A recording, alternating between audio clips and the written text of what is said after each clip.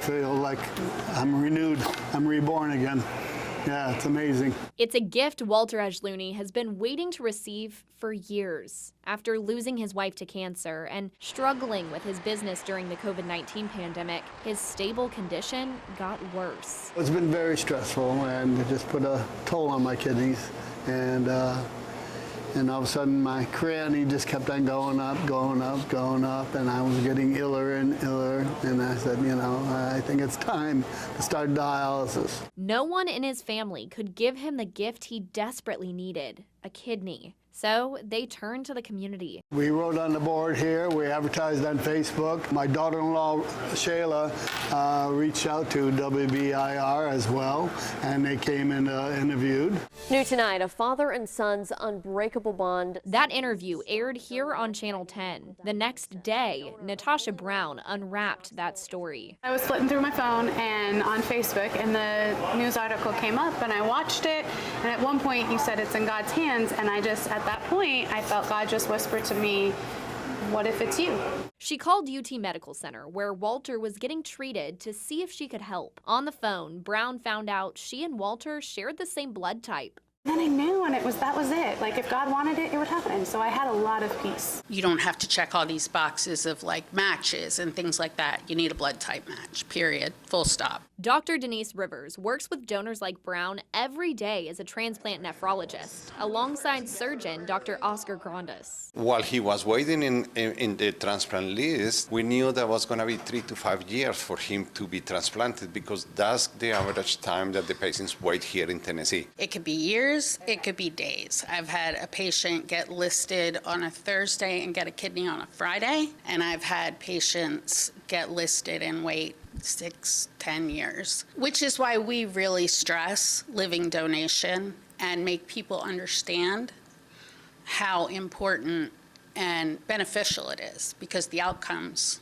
are so much better and so much easier to plan. A planned surgery is always better than an unplanned surgery. Because of Natasha's decision, Ajlouny had that option. He received a new organ almost exactly 1 year after he started dialysis. I was excited, but then nervous.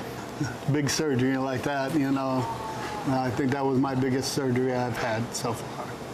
And but it went well, a little painful, but it went well. Walter didn't know who his donor was before the surgery. The next day, Brown said she asked to meet. I was so excited, but nervous. I don't know why I was nervous, but I was. When she walked into the room, I was laying in bed, and I was so touched. Right away I called her my angel. You can still feel the emotion and the love in the room, even if they've never met each other before. Is quite special. Lanny Martin is a transplant specialist who watched the entire story unfold. Natasha and other donors like her, we can't help but feel like they're a friend. We definitely develop those connections with those people as we talk with them and teach with them, and we are their primary contacts with most of their interactions when it comes to being potential donors. We feel that special connection with them at all times.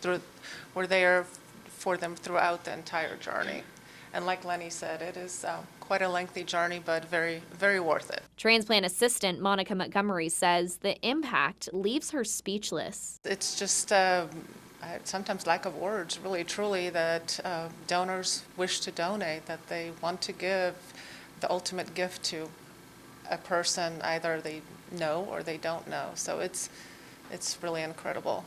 Very, very lucky to be able to say that we can do this for our patients at the Transplant Center here at UT Medical. It's amazing.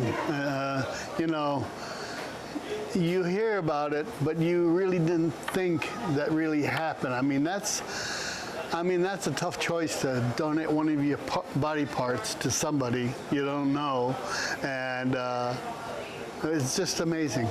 I was touched, and I'm changing my status to be a donor when I do pass. In case they can use any of me, they can have me. Walter's son, Jason, shared his father's story on Channel 10 initially, hoping someone like Natasha would see it. He is very charismatic. He puts his heart into his restaurant. It's amazing, to think that just a stranger watching the news, heard about my dad's story and just showed the utmost courage to put herself and her family into a very big task. And everybody came out great and healthy. It's amazing. Restores a faith in humanity, really. Through the experience, Walter says his new organ isn't the only gift he's received. Well, we're family now. Yes. We're family, right? Yes. Yeah? You need a menu? Since the surgery in November, Ajlouny is back in his deli. Come and hang out and visit my customers. This is my dad. This is who I know. That get up, drive, I know they're just setting up, getting ready for lunch. This is his normal. So it's good to see him back to life again, if you will. And Brown says she's feeling as good as ever. My blood levels, at one point Lanny said they'd consider me for donation again if they didn't know that I only had one kidney.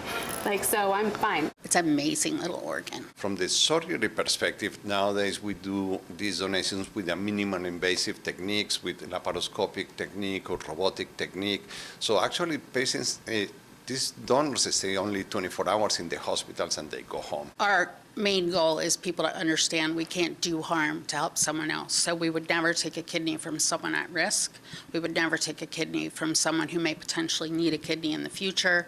But you can live a completely normal life with one kidney. Dr. Rivers says that while living donation is becoming more common, she still sees some hesitancy. We've been here 25 years. We were only doing living-related transplants, and we've expanded that dramatically over the last 25 years. And people are very leery about taking a live person's kidney, especially if it's their children. And what I tell people is, if I donated a kidney today, and came back in a year and had my kidney function tested with one kidney, it's exactly the same as with two kidneys. Did that ever come thinking about you donated a kidney? What happened if a family member needed a kidney? Anything like that go through your mind? I did initially, because I knew there was going to be some of my family members who were going to be like, Tasha, really? But, God made a way. He made it clear, no, I'll make a way. If they need it, they'll be fine. I don't have to. So maybe he'll put it on someone else's heart if they need one. Of course. Of course, yeah. God's always and with now us. you're family, so I did it for family. Yes, so it doesn't matter. A gift they'll both treasure forever.